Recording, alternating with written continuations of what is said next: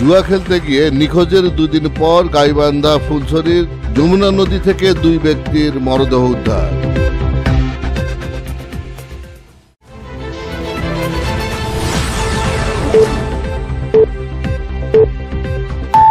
আসসালামু আলাইকুম। এমকে টেলিভিশনের পক্ষ থেকে আপনাদের স্বাগত জানাচ্ছি আমি আশুরা খাতুন নদী।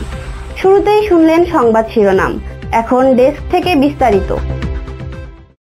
নিখোঁজের 2 দিন পর গাইবান্ধা ফুলছড়ির যমুনা নদী থেকে 2 ব্যক্তির মরদেহ উদ্ধার করেছে পুলিশ। উদ্ধারকৃতরা হলেন 50 বছর বয়সের ফারুক হোসেন ও 55 বছর বয়সে সোনা মিয়া।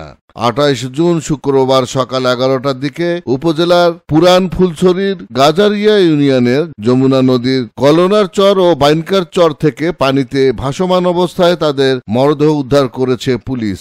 এর আগে গেল 26 তারিখে বুধবার রাতে নিখোঁজ হয়ে যান তারা। তাদের মধ্যে ফারুক হোসেন দক্ষিণ উদখালি গ্রামের মৃত নাজলার রহমানের ছেলে এবং সোনা মিয়া কতলামারি 3 নং ওয়ার্ডের মৃত আব্দুল কাশেমের ছেলে।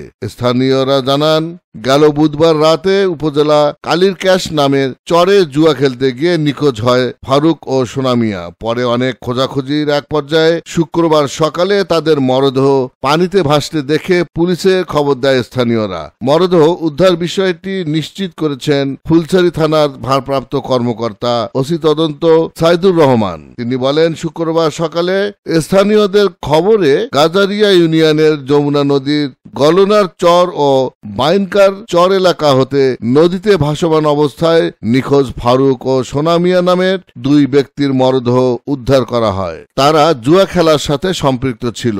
সুরতাহাল রিপোর্ট, পরিবার ও স্থানীয়দের জিজ্ঞাসাবাদ এবং পারিপার্শ্বিক তদন্ত শেষে বলা যেতে পারে ঘটনাটি কি ঘটেছিল, তবে এখন কিছু নিশ্চিত করে বলা যাচ্ছে না।